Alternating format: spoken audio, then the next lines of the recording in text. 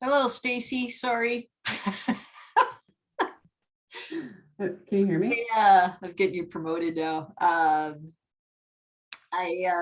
didn't have you at first, so that I started working on something else, and then of course I forgot. So, all right. Okay. And now let me promote you to co-host. I'm just checking my video. I'm going to turn it back off.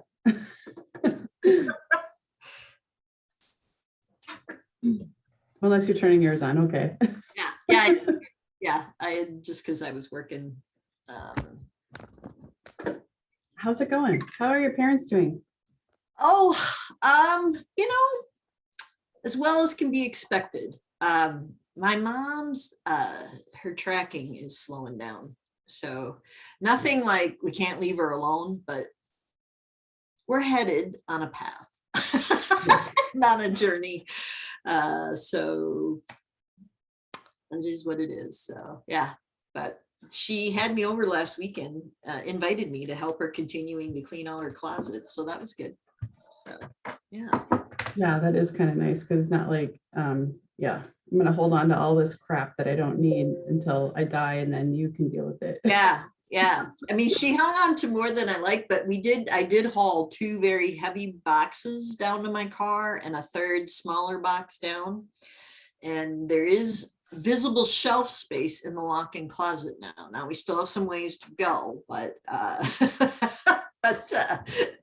we're getting there. So it's hard because like we did her entertainment stuff, all of her placemats, napkins, tablecloths, and dressy entertainment things, because she's like, I will never again entertain large groups of people, and I can't do it anymore. And it's so like letting go of the things is like letting go of her life and admitting the limitations. So in a way, she's being pretty courageous, I think, to go through the process. So yeah, but anyway. How are you doing? Pretty good. Pretty All good. Right. Yeah, I've been now with the state that this month will be a year, so finally starting to feel like I'm learning some things. So let's do one test here. So I'm currently sharing. Oh, maybe I'm not. Was I? Yes. No, here we go. Okay, now I'm sharing and you see my slide deck, correct? Yes.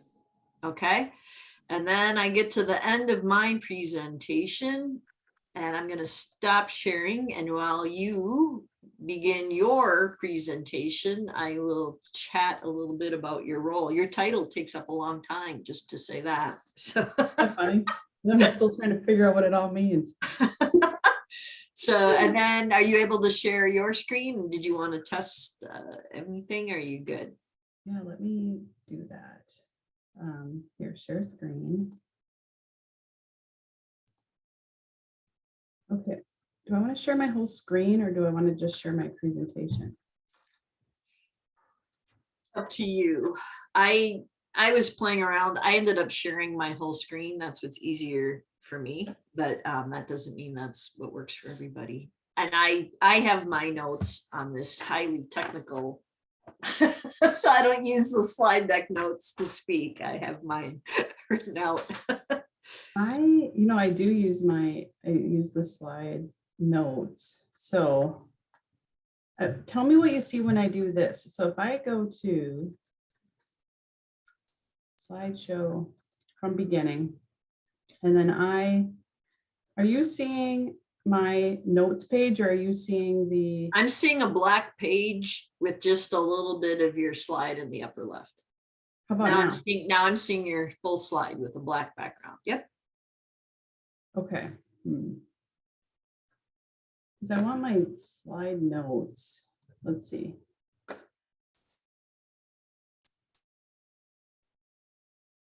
Oh, sorry. I just realized I'm hungry. I'm like, oh, I should have had a snack. Now I'm locked in.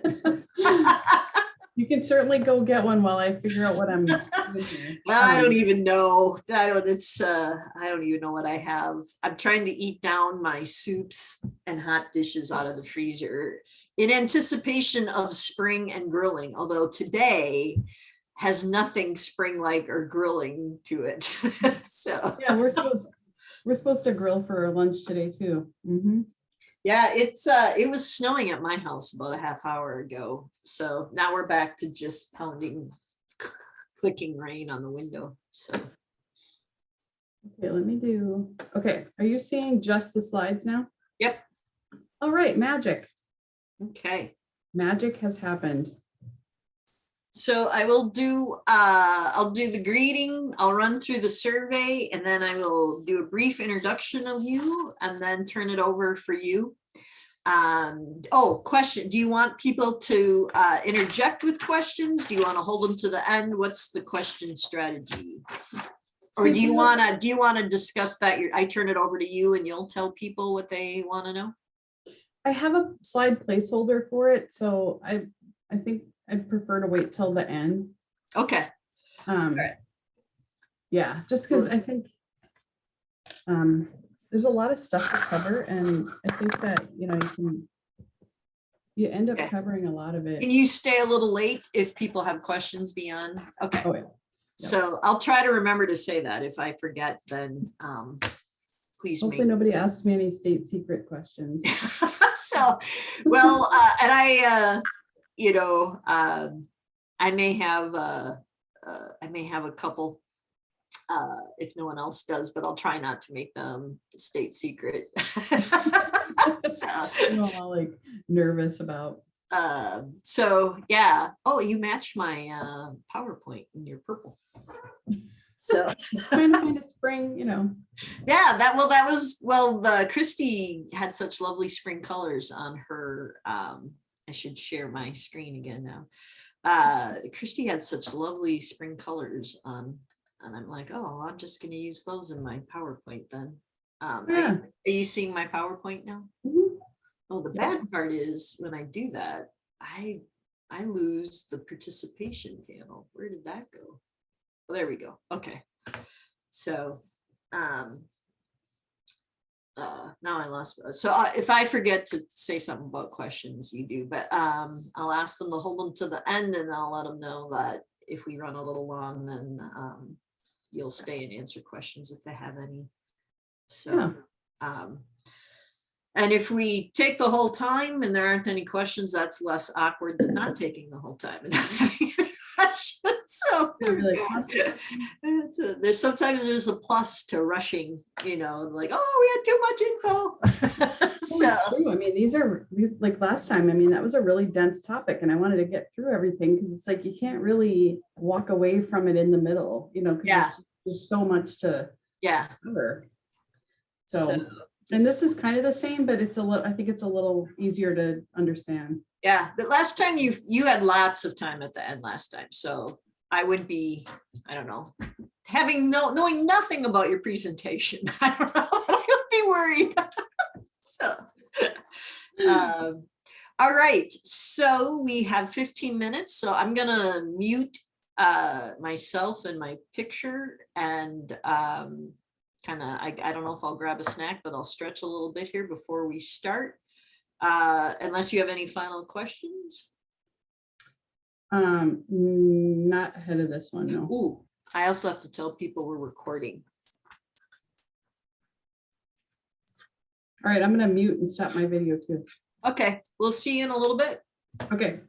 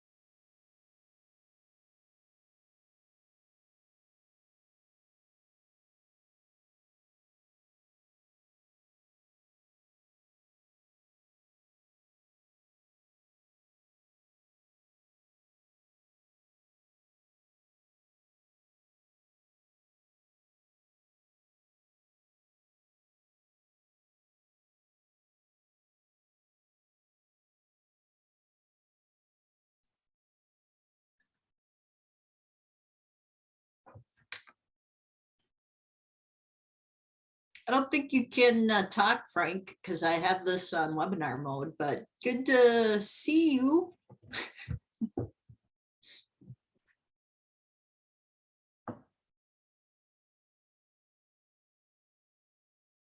We're just gonna give it another minute before we start, give people a chance to get their connections going.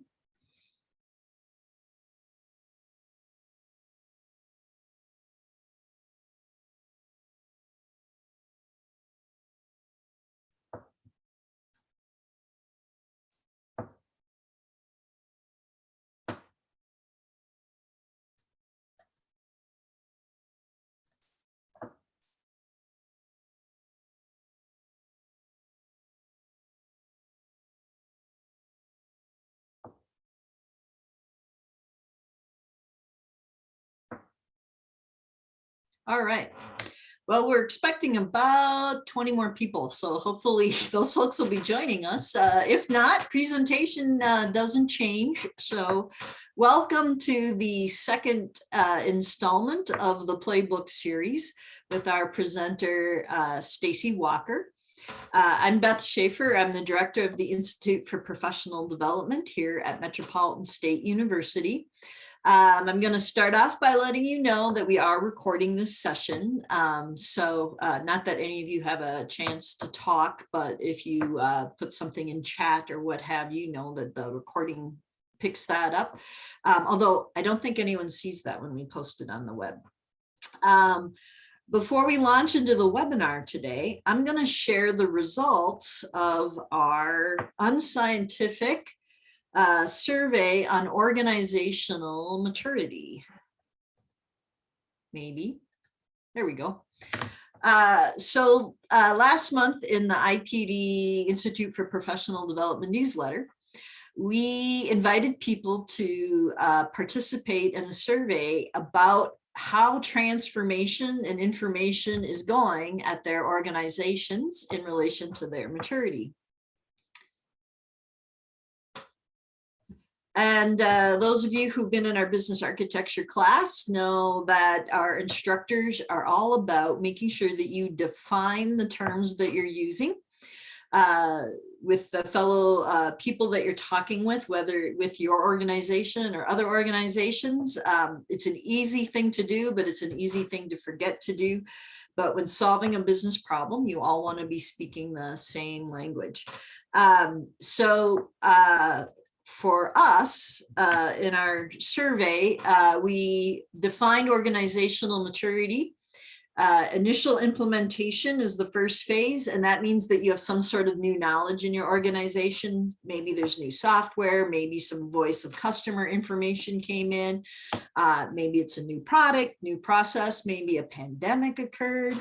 And then you've got the new knowledge, and then the innovation or transformation around it is emergent.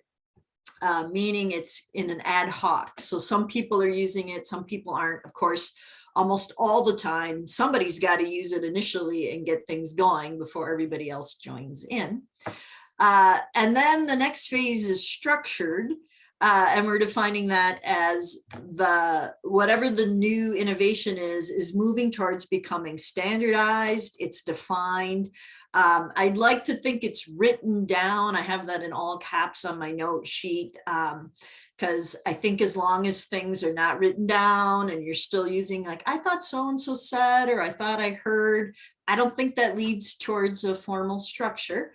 And then integrated is the next one, meaning that you're now moving from pilots or pockets of people being innovative or transforming with this new knowledge to moving it up, moving it out, scaling it up, scaling it across.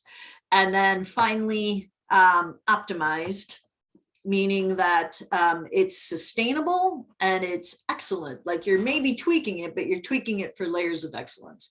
And I believe it's Mandy, our biz arc instructor, who says you never really get to optimized because by the time you get to that, something else has changed and you're back to new knowledge and starting all over again.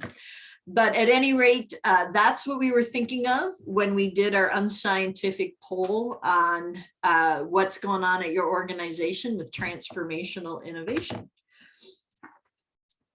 And so the people that participated were from these industries. Government, half of the participants were from there. 33% came from education and 17% came from finance. By the way, how they're doing in terms of being a transformational maturity had no relation to their industry sector. Then I asked how many people are at your organization so we could get a feel for the size, and about 2/3 of the people had 1,000 or more employees at their organization, and another third were that smaller category, 100 to 999. And again, as far as I could tell with our small sample, unscientific survey, there was no correlation between being a large company and doing innovation well or being a small company and doing innovation well. And then I asked what your role was at your organization. There were 5 choices. You can see that half the people were from business unit operations. A little over 30% were enterprise level view people, like C-suite people, vice presidents, CEOs, CFOs, etc. And then about 17% were IT infrastructure folks. We also had the choice of HR department. Nobody from our survey was from HR or admitted it. And then we also had the option of business unit outward facing. So those people who are interacting with customers and selling and etc. And nobody chose that item either. We always have the other option. Nobody had other. And again, I will tell you that it did not seem to matter what kind of lens you were using to view transformational innovation at your organization. No relationship to where you were working and where you thought your company was at. Again, unscientific sample. So here was the big question then, how well is your organization equipped to handle transformation? And the options were excellent and a little more, they get it. There's tools and infrastructure and people to adapt to market and customer needs. As you can see, nobody thought their organization was that fabulous at transformation. The next one was pretty good. We have tools and infrastructure and people to adapt to market and customer needs, and some divisions do it better than others. So that one kind of took it down to maybe it was a department by department, or it was more dependent upon the leader, and nobody selected that option either.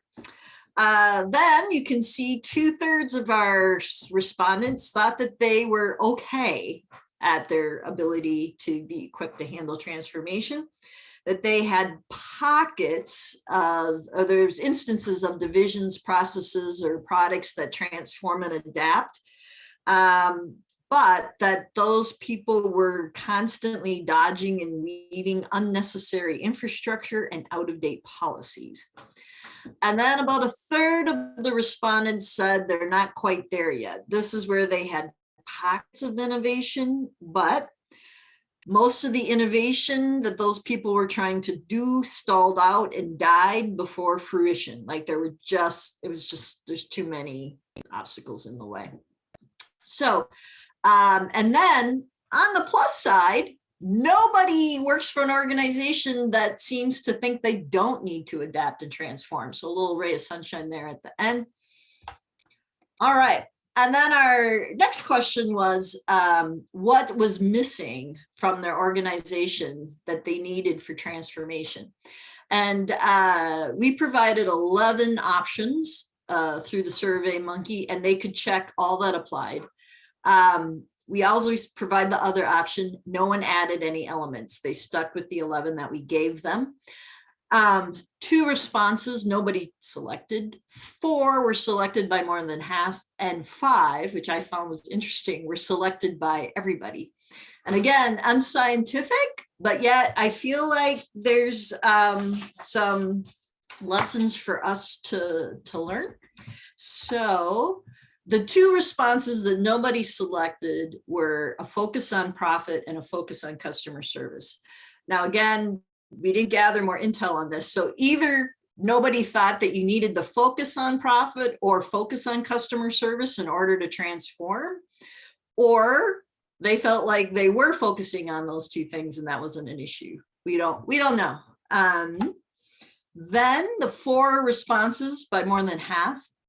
And I should say, these are presented in no particular order. So I put them in the SurveyMonkey, randomized the answers, and I've just presented to you in a random way. So half or more said that their organizations lack some kind of formal structure, such as a project management office. So innovation and transformation is the responsibility of everyone. And I've always gone with the adage that when everybody's responsible, nobody's responsible. So we want innovation, but we want it to, I guess, be a grassroots effort that just magically happens. And then respect for the end user and the ability to find solutions that work for them. So half the people felt that end users were apparently not being incorporated into solutions or were not being listened to in order to get the correct solutions. Half or more felt that there was not any flexibility in their process or policies while they were piloting. So again, the institution or organization says, geez, we'd love you to be innovative. We value innovation. Just don't change anything in our current structure while you get it done. And that goes along with the last one, where people felt like they didn't really have a lot of space to take risks or make mistakes. Which are 2 things that you need to be able to encourage if you want innovation and transformation. So here are the interesting ones too. So everybody who answered the survey agreed 100% on these elements. Again, no particular order, just the way they were randomized by SurveyMonkey. Everyone felt that they lacked communication on changes and on which changes were working and which changes were not working. So maybe there's already a solution to this problem, but nobody else in the organization knows it. Or maybe somebody's already eliminated a solution because it didn't work and nobody else is aware. There was a lack of appropriate levels of enablers. So they were lacking people, data, technology, or process needed to be truly innovative. And I didn't go any further. I'm like, maybe this is our next survey. Like, where do organizations tend to not put their resources that they need for transformation? And then employee engagement. Now, this one is interesting to me because it always is kind of fluffy. I don't think we necessarily view employee engagement as part of our business side of things. But as you know, Simon Sinek golden circled the why and the purpose of the organization. Every employee needs to understand how they forward the purpose of the organization. And research is very clear that if you do that, people will be innovative, people will be problem solvers, people will be better at customer service. Like almost every trait that you want out of an employee goes up if they are engaged. And everyone on the survey said, we don't have that. And then everyone agreed that they lack change managers or leaders trained in change management. A couple of years ago, I was at a seminar, BizArc seminar from Medtronic, and they talked about how in their PMO office, they now had like a team of internal change management leaders. And if your project got elevated by whatever point system they had, you would get assigned a change manager to your project management to help with that. And now we're not all Medtronic, right? So with Medtronic resources, so most change management occurs at my level, middle management, or maybe vice president level, or whatever, all those leadership levels, or informal leaders are maybe responsible for change management. At any rate, again, it seems to be a case where everybody's responsible for change management, in which case nobody seems to be minding the change management house. And then finally, they all agreed that they do not work in institutions or organizations that seem to reward reward systems that value innovation. So they may talk about valuing innovation, but it's not built into your like performance review. How innovative were you this past year? Anyway, I find those kind of things interesting. Hope you do too. One final question we asked was, seeing how my organization navigated the pandemic gives me hope that we learned lessons that help us be better at transformation. And the results of this question were exactly 50-50. So half the respondents said, yeah, seeing how we were flexible and nimble and could change at the drop of a dime for the pandemic, I think we can carry that forward. And the other half are like, yeah, no. I'm throwing this one in because many of you that are registered today are from have been asking me questions about our business architecture course. And so I'm just going to quick share with you that we do have 3 ways to offer the course now. Virtually, it's a 14-night course, 2 hours, but I see that I have some people it's present today that just came out of it, and you're rolling your eyes. You're like, it was not 2 hours. It was 2.5 and 3 hours every night. And we recognize that that's a long time to see on Zoom. And so next week I meet with the instructors and we will review the feedback from those who just got out of that course to see how that should be structured. So we can't schedule it yet because we're still trying to restructure it. And then we also have a boot camp version of the course that goes 3 days in person and then there's a month off and 4 days. This allows people from outside Minnesota or outside the Twin Cities to attend. One of the things we're having trouble figuring out is if anybody can do business travel yet with the pandemic. Speaking of the pandemic, in the last slide, my department at least is still very much affected by pandemic. And then we have an evening course version where that's 14 nights for 3, maybe 4 hours a night. And we are clear, I think, to offer that. And there's been some interest in that. The problem with that one is it limits it to just the Twin City area. So would we have enough enrollment from the Twin City area? But we haven't made any decisions yet. So now is your time as customers to weigh in. So you can see our institution email there. And I've already heard from some of you, but if you have colleagues who are planning on attending and have a preference, or if you are planning on attending and have a preference, now's the time to speak up. We'll start making those decisions, I hope by the beginning of May. So weigh in.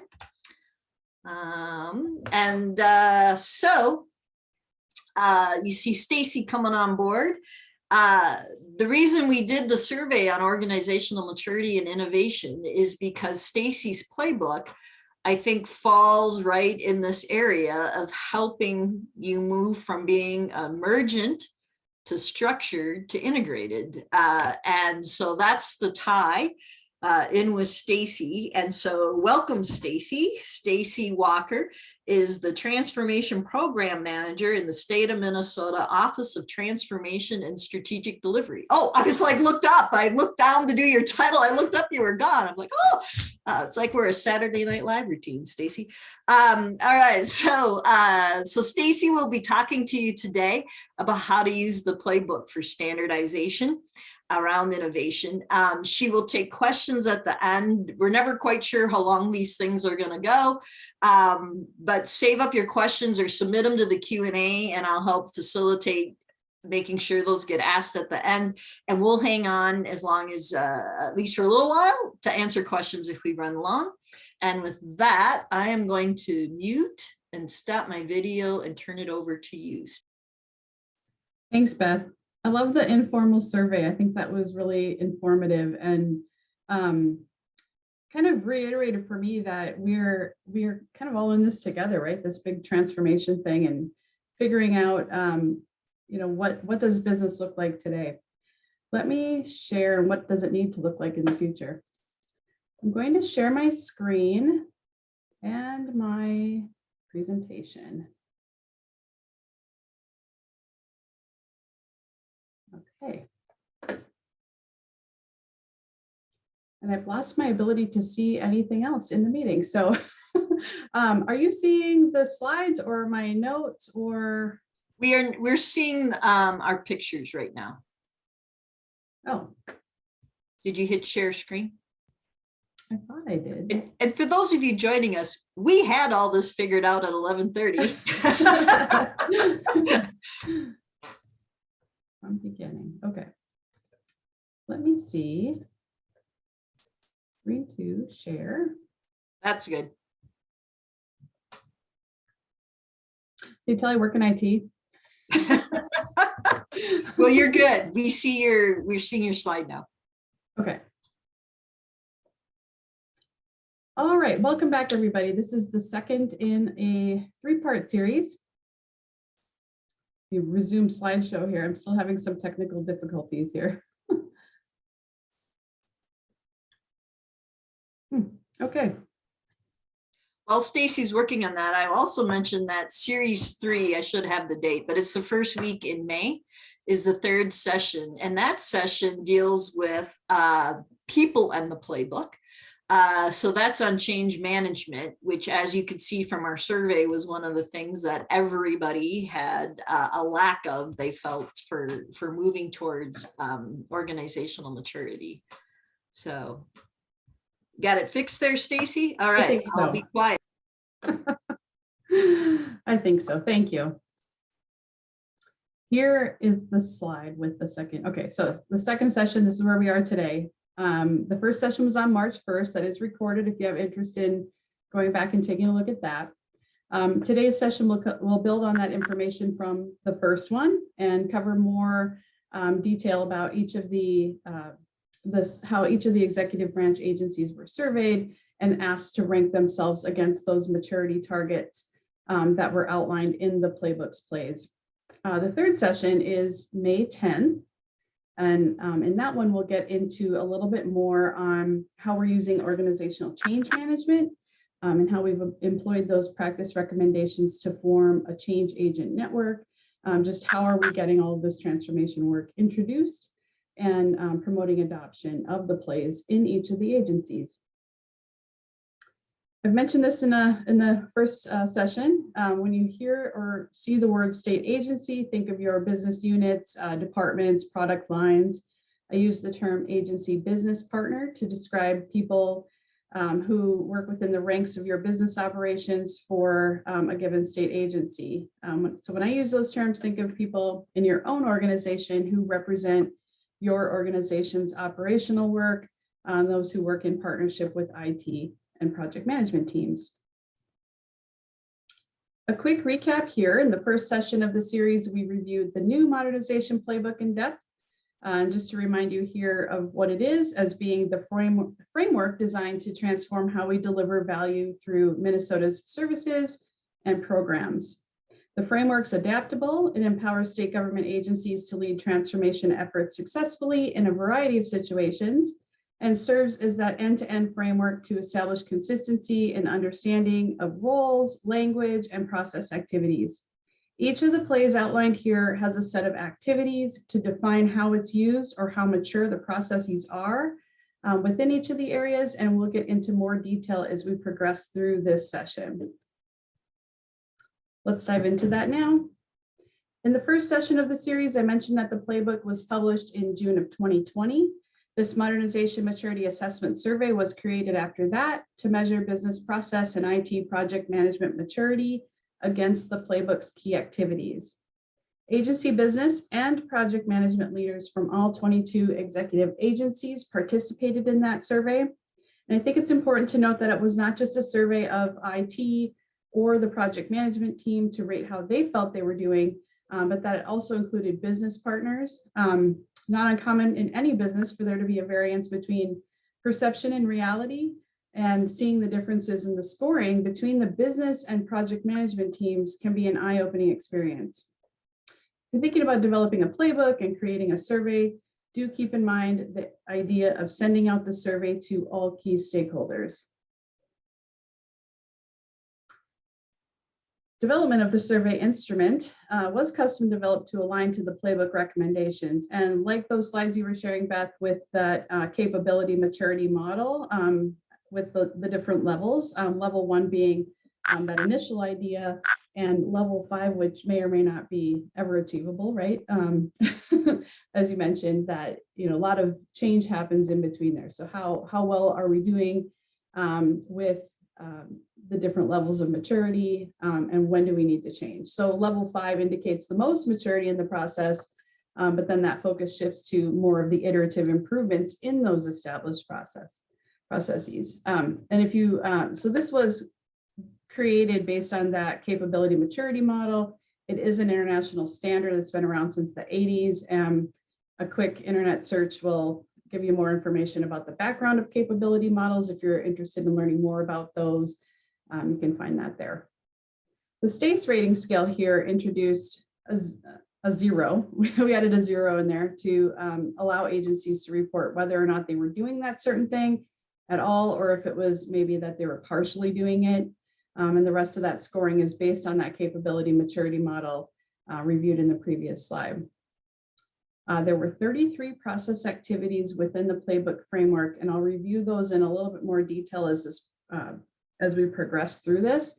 But given the amount of time, we won't go through each one of those 33 in detail, but you'll be able to get a good idea of that just with a glance. So I'm sharing here a graphic of that version of the playbook that the survey instrument was created against. And it was no surprise to learn that a majority of the ratings came in around 2. And I think that goes back to that informal survey that you did too, that people are at about 2 to 3, that we're doing it, but we may not be doing it consistently. So inconsistency, differences across agencies. Some of the larger agencies have different divisions and subdivisions, and they might have some of them that were doing better than others. But the rating for the entire agency was because it wasn't aligned to one single process. So hence the need for a playbook to begin with, right? So it looks like this finding is pretty consistent with where most others are at as well, indicated again by that informal survey or unscientific organizational maturity survey. One quick note here too, I would like to mention, if you're referencing any of the online materials, is that the idea intake process was added to our most current version of the playbook as a result of the survey. And just wanting to mention it in case you're noticing any difference here. One of the process activities in there with gathering ideas is to speak to that innovation, right? To foster that innovation. So let's move on and get into more of the details here of each of the segments. This first phase of the playbook is the select phase, and the table here is from that first sub-phase within that of defining problems and opportunities. Activities 1 through 5 listed here are targeted at the business side of the project management process. And I did mention that where you see green, the select, that is all on the business side of this. And that you can see from the previous slide that was indicated at a 2, where some are doing it well, but we're not maybe doing that consistently across all agencies. Activity 1, we have a clear understanding of our business functions and processes. Very important concept, right? Businesses should be selecting project work that aligns to their core business functions and work that supports progress on their strategic objectives. So here, right out of the gate, we can shine a light on the importance of the skills of business architects and business analysts. A very important insight to share here with you all is ensuring that the people who are making decisions in your business about what projects get selected, that they have a clear understanding of the business's capabilities, products, and services. Activity number 2 speaks to the agency's ability to measure performance of their services. And activity 3, problem or need elicitation. Engaging with key stakeholders from inside and outside of the agency to understand the problems and opportunities. This activity brings to life our mission and vision at Minnesota IT Services to enable the delivery of an innovative digital government that works for all Minnesotans. Based on the spread of the scale here, you can see that there are some agencies that do this better than others. Part of the work of the Transformation Office is to learn from those agencies that are doing it well, and helping to make that knowledge available to others who can then learn from that. We're actively working on creating enterprise-level best practice recommendations around how we engage stakeholders to learn more about what problems they have in accessing services, and hearing their input and feedback on opportunities the agencies should take into consideration to meet those needs. Activity 4 stresses the importance of the business analyst role in helping assess the impact of the problem or need on the existing environment. Many agencies have their own business analyst teams who fill this role, and others, especially some of the smaller ones, do not. The Office of Transformation and Strategy Delivery, where I work, has an enterprise PMO where agencies can engage resource help in a staff augmentation capacity to those agencies who maybe need somebody just on a temporary basis. And that's for both business analyst and project manager level staff. We're also working to build out our capabilities around staff augmentation for business architecture and organizational change management expertise as well. Activity 5, identification of the underlying causes of the problem or need. Super important thing to consider here in this context is that not all problems have a technological solution. At times it's necessary to rethink the business model or problems in the business side processes that may be contributing to the problem before throwing technology resources at it. It's an absolutely critical skill that the business analysts bring to the table. Later, we'll talk in a little bit more depth about the foundational gaps, but mentioning here that the use of a business case to help in identifying stakeholders and assessing underlying business needs or problems was not something that was used consistently in the agencies prior to the introduction of the playbook. And before we move on, let me mention here that this first set of activities is the beginning of the business case, and we'll get to that in a little bit more detail here in an upcoming slide. The second subphase is the solution strategy. The focus in this section is on thoroughly digging into and defining what the future state or ideal state should look like and conducting a gap analysis between today and that desired future state. Defining and prioritizing functional and non-functional requirements, conducting market research, and assessing each possible solution, including a do-nothing option. I think that's important to call out too. Pros, cons, feasibility, total cost of ownership here as part of the selection process before the project work is approved. Again, a breadth of scores here, but the majority of the rankings are at 2, meaning that it's performed inconsistently. Very realistic in some situations for the project to come into IT without this thorough analysis, which of course can result in missed opportunities, higher risk, and even potentially that the project fails. The third subphase here is the procurement strategy. Activity 1 mentions working with a procurement subject matter expert early in the process to help inform the planning phase, including costs estimates, time estimates, vendor availability, etc. Activity 2 is something we do very well here at the state, as there are checks and balances and controls in place for vendor relationship management. Activity 3 speaks to comprehensive funding strategy and an assessment of the total cost for the solution, including purchasing, installing, and supporting it after it's live. And I think oftentimes that the cost to purchase something gets factored in, but maybe not what is this going to cost us through the entire life cycle as being a factor for decision making. So a brief summary here of some of the themes or observations, gaps in the categories of people, process, and technology. And I'll go through each one of those in a little bit more detail. The people gaps that were common to the select phase was just the understanding of the business functions and that the processes differ. Understanding of business functions and processes differ, and the business processes are often not documented. We don't know how we do things, we just know that they work, right? Or not a lot of current state documentation maybe floating around. So that was a common gap. Access to skilled business analysts as a resource can be lacking, and often that role is filled by contract staff. So in that context, not having somebody that may be as intimately familiar with your agency or your business, they can fill the role, but maybe consider putting somebody into those positions that is like a core staff member and can really get to know the ins and outs of all the business there. Process gaps, many were lacking a formal intake process as a means for identifying problems and opportunities, and that the comprehensive business cases are not or were not used consistently to support decision making unless it was a very large initiative. Technology gap that was identified is an electronic tool for managing ideas or intake for new and in progress problems and opportunities. So again, that's kind of how we categorized all of the sections within our survey were put into people, process, and technology gaps. So just in the interest of time, I don't summarize each of the outcomes from all of the sections, but wanting to spend a little bit of time here in the select phase going through in more detail, kind of end-to-end how that information was assessed and how it was categorized into this summary. So a critical area of focus for my work has been on promoting consistent use of a business case, process, and template that pulls in all of those critical elements from each of the 3 subphases in the select phase. Training activities are targeted at both the leadership level for use in decision-making and to the individual practitioners who need to complete the business case templates.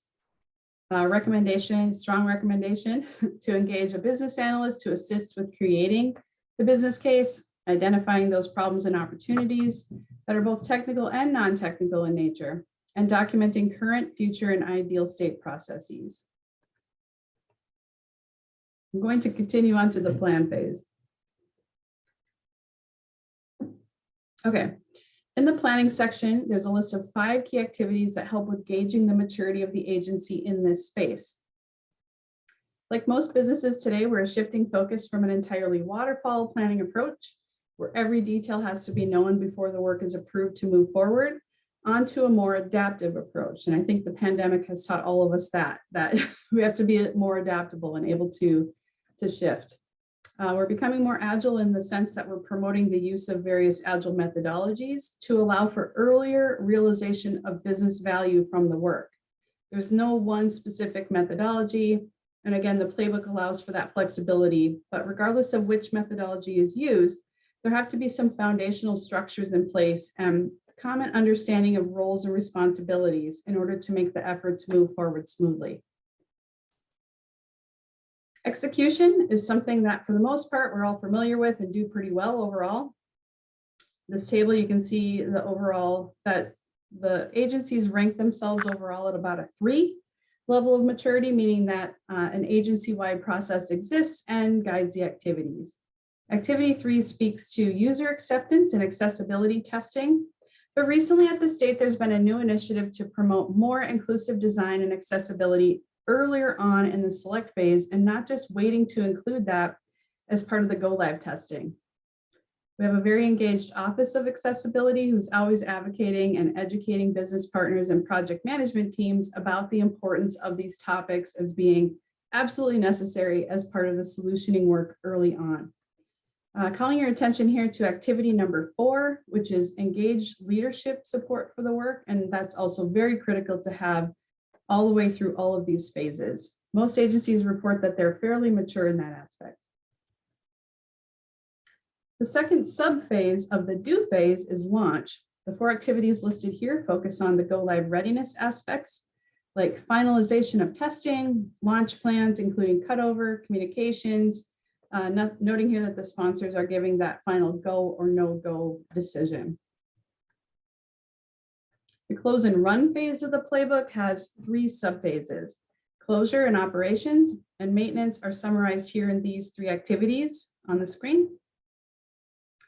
Noting that the solution documentation and knowledge transfer for ongoing support, we have an opportunity here in this activity to promote more consistency in how that project work is handed off to operations. It looks like we're fairly evenly divided on the consistency in the lessons learned and retrospective events.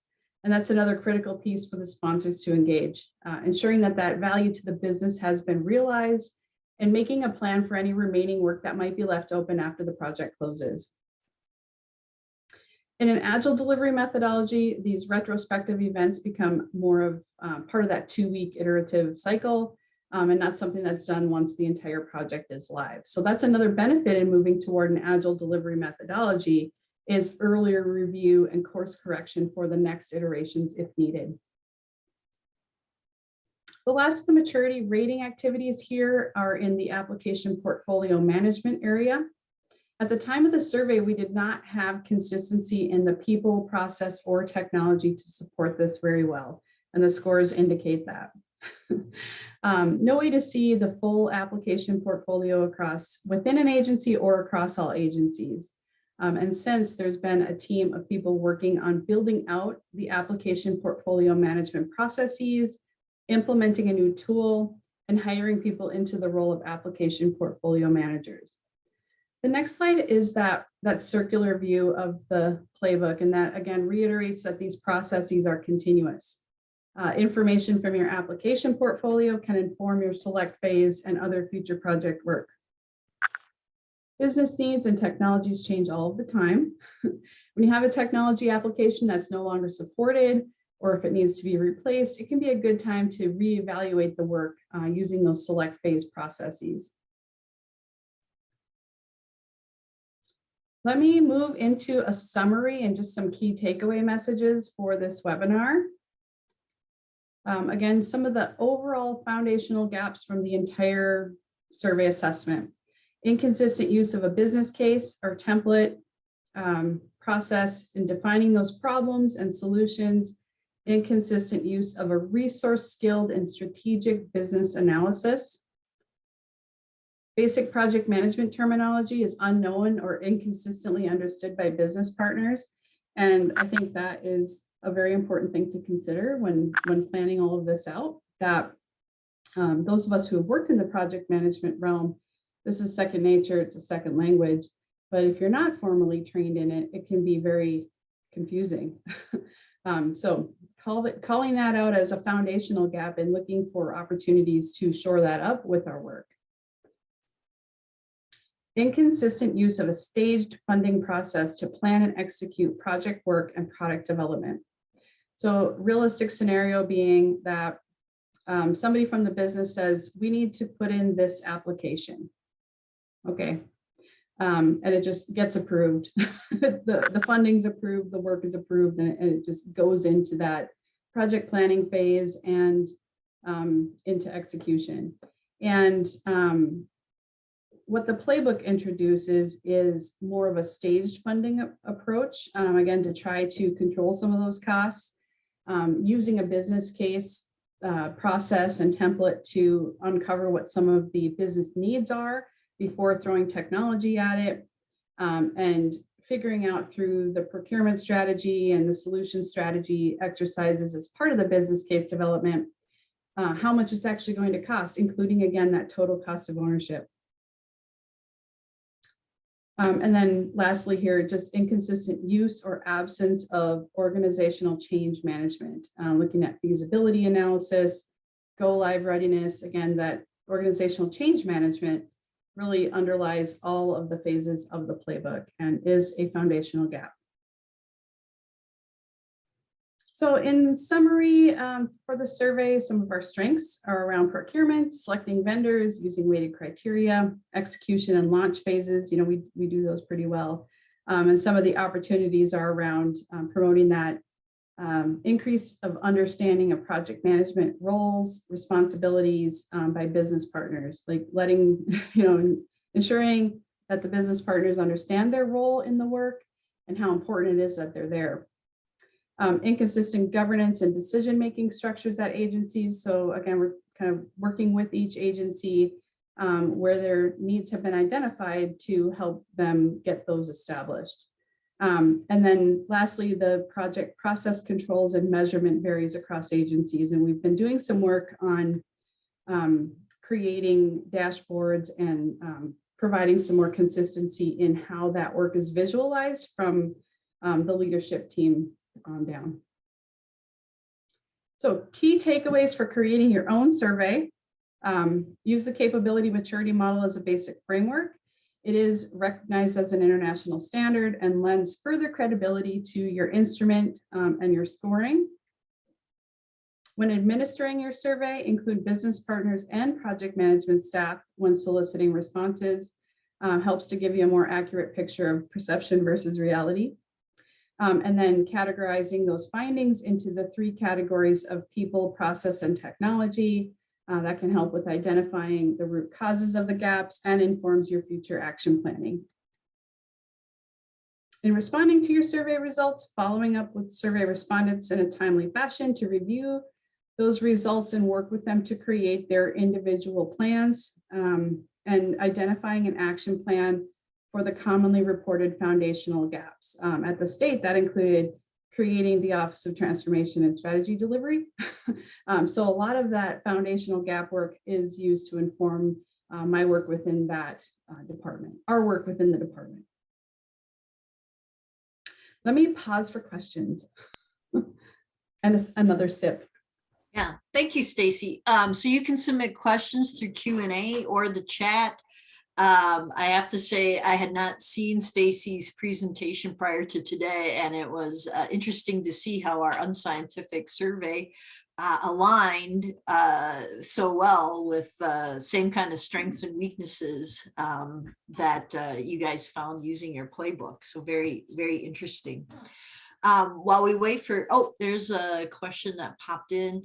What tool did you decide on to help you organize your application portfolio? Sure. So the application portfolio work is managed by our chief applications officer named Joan Redwing. And that team selected a tool called Alphabet. And they've been working to implement that and working with each agency to get their list of applications loaded into that system. It's really cool. So why do you think they picked it, and what's so cool about it? You know, I haven't been in my role long enough to know why it was picked, because it was here when I got here too, a year ago. So I don't have the answer to that one. One thing I noticed from being kind of a consumer of the information is just the transparency in the data. And, you know, Beth, this might be a good, maybe we can ask Joan to present on application portfolio management. The visualization of the cost and the life cycle and any problems that they might have had with the vendor, how, you know, like if one agency over here wants to use a customer relationship management tool, and we've already got 10 of them elsewhere. And, you know, that can inform the selection process where, you know, the agency over here might look at these 10 and realize, you know, there's some problems with this one, or it's sunsetting, or, hey, this one's really great. And make, you know, again, to kind of help inform their selection on that. And I did like when you said that part of your standardization, part of your playbook is to determine, before you just start purchasing stuff, is to say, like, will the software actually solve the problem? Or is there some other underlying root cause that needs to be addressed first? I don't think I feel like every organization I've worked for isn't asking that question often enough. So a question that I had was, when you, and because I'm facilitating, you may have said this and I lose track. When you sent out the survey to people to answer, was it a written survey and they answered it on their own? Or was it more of a focus group? So they were hearing what others were saying? I guess I'm just curious, was there some resistance? Was there, you know, do you think you got full honesty? And if so, how? And was some information shared and more came in? Like, did some information trigger others? You know what I'm saying? Does all that make sense to you? Yeah. So the survey instrument initially was a Word document sent out to the people who had been identified by the executive leaders of the state agencies as being the people who should answer the questions. That included business and project management leadership from those agencies. And they were given a timeline to complete that. And, you know, so the Blue Ribbon Council was created, and this is a statewide initiative. So there is a sense of urgency in getting the answers to those questions submitted. So that leadership poll kind of created the desire to complete that on time. And when all of those surveys came back in, the data was aggregated. And again, this was kind of before my time here too at the state, that just before my office was created. It was, again, kind of created as part of the Blue Ribbon Council recommendations. So that data came in, it's living in spreadsheets. The team met with each of the agencies, the people who had completed those surveys, and worked with them in more of a focus group session to help them with shaping their modernization plans, meeting each agency where they're at, because there's a wide spread of who's doing what well.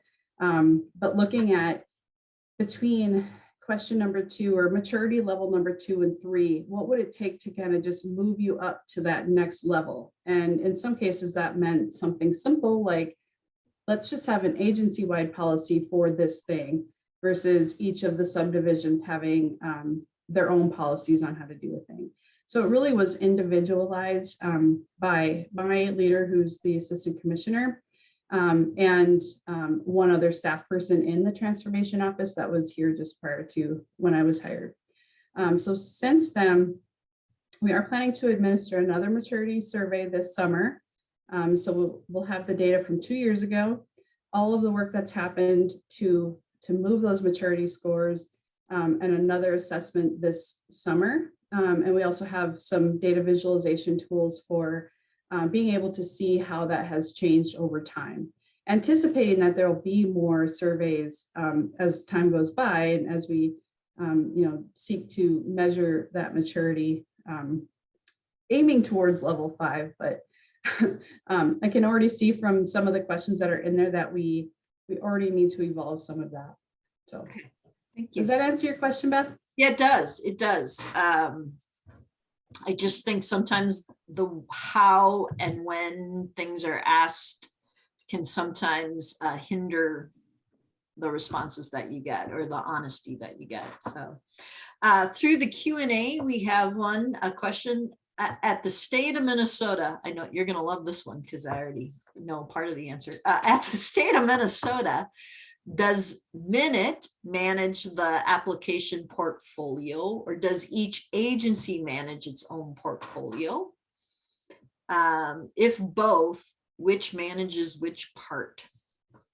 I'm going to attempt to partially answer that with what I know to be true. Again, it's kind of another area of Minute that's under, more the IT side, Jones area that I mentioned.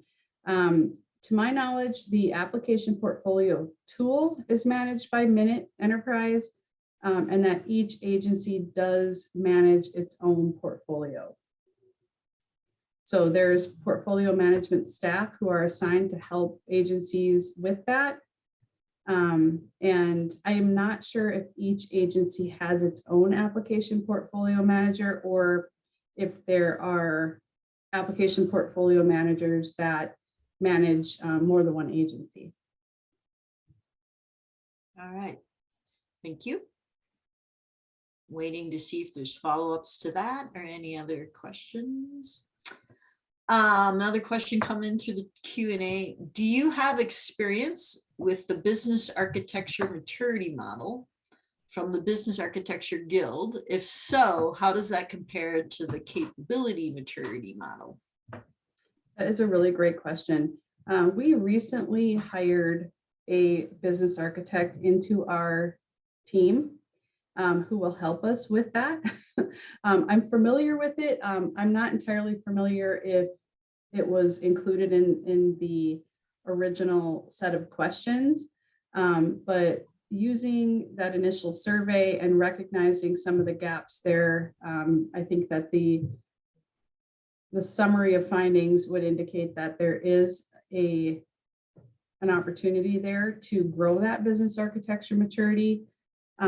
So I guess I can't answer directly how it compares with the capability maturity model. I think that was more kind of loosely the framework that the questions were based on, more so than the business architecture model. We have some agencies that have really extremely stellar business architects that work for them, and it's really incredible to see how well they do because they have that resource there. I can say that I know from the participant list that we have some business architects from the state of Minnesota that are with us today.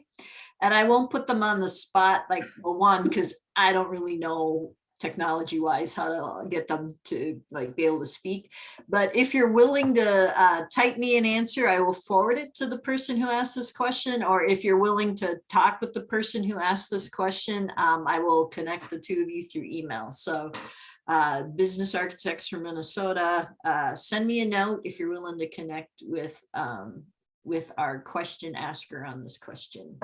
So, all right, waiting to see if there are other questions that come up.